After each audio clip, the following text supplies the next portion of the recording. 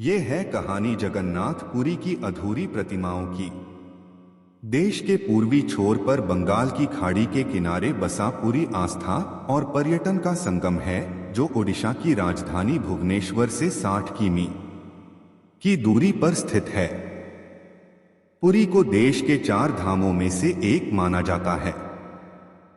स्थानीय मान्यता है कि कई वर्ष पूर्व नीलांचल पर्वत पर स्वयं भगवान नीलमाधव जगन्नाथ निवास करते थे।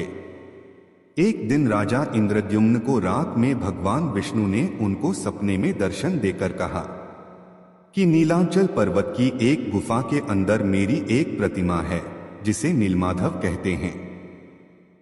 प्रभु बोले, तुम एक मंदिर बनवाओ और उसमें मेरी यह मूर्ति स्थापित कर दो।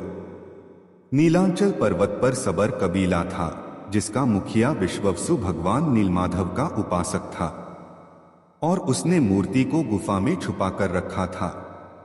वह गुफा में उसकी पूजा करता था।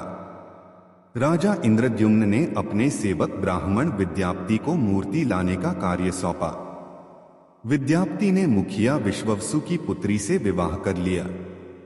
कुछ दिनों के बाद विद्याप्ति ने अपने ससुर विश्ववसु से भगवान नीलमाधव के दर्शन करने की इच्छा व्यक्त की।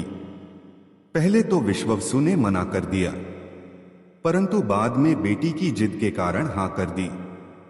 विश्ववसु विद्याप्ति की आंख पर पट्टी बांधकर भगवान नीलमाधव के दर्शन कराने ले गया। विद्याप्ति चतुराई करके जाते समय रास्ते में सरसों के दाने गिराता गया और बाद में सरसों के दानों के जरिए गुफा से मूर्ति चुराकर राजा को दे दी। विश्ववसु भगवान नीलमाधव की मूर्ति चोरी होने से बहुत दुखी हुआ। अपने भक्त के दुख को देखकर भगवान भी दुखी हो गए और उसी गुफा में वापस लौट गए। जाते समय उन्होंने राजा इंद्रद्युम्न से वादा किया कि वह उनका एक विशाल मंदिर बनवा देगा, तो वे उनके पास जरूर लौट आएंगे। राजा इंद्रद्युम्न ने एक विशाल मंदिर का निर्माण करवाया और भगवान विष्णु से मंदिर में विराजमान होने के लिए प्रार्थना की। भगवान ने कहा कि द्वारका से एक बड़ा टुकड़ा समुद्र में तैरकर पुरी तक आ गया है, उससे तुम मेरी मूर्ति बनवा। राजा के सेवकों ने टुकड़े को तो ढूंढ लिया, पर वे सब मिलकर उसे उठा नहीं पाए। तब राजा ने सबर कबीले के मुखिया नीलमाधव के अनन्य भक्त विश्ववसु को उस भारी टुकड़े को लाने के लिए प्रार्थना की।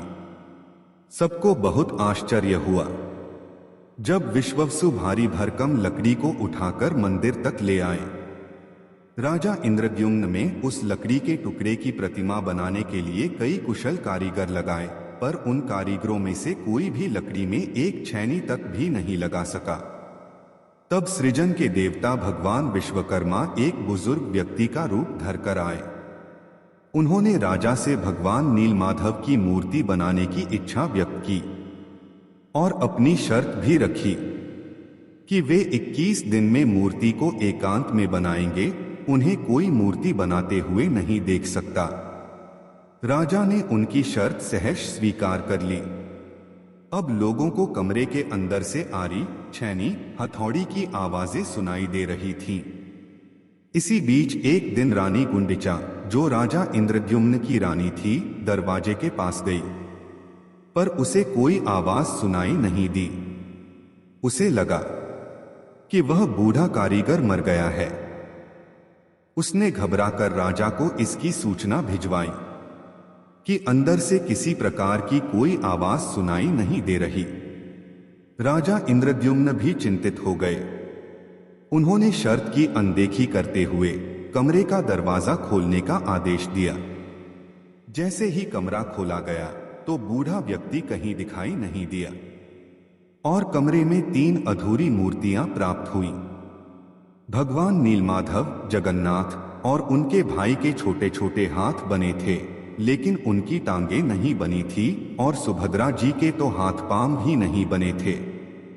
भगवान जगन्नाथ ने उन्हें स्वप्न में दर्शन देकर कहा कि अब यह मूर्तियां ऐसी ही अधूरी रहेंगी और अब से वह काष्ठ की मूर्ति में ही प्रकट होकर भक्तों को दर्शन दिया करेंगे।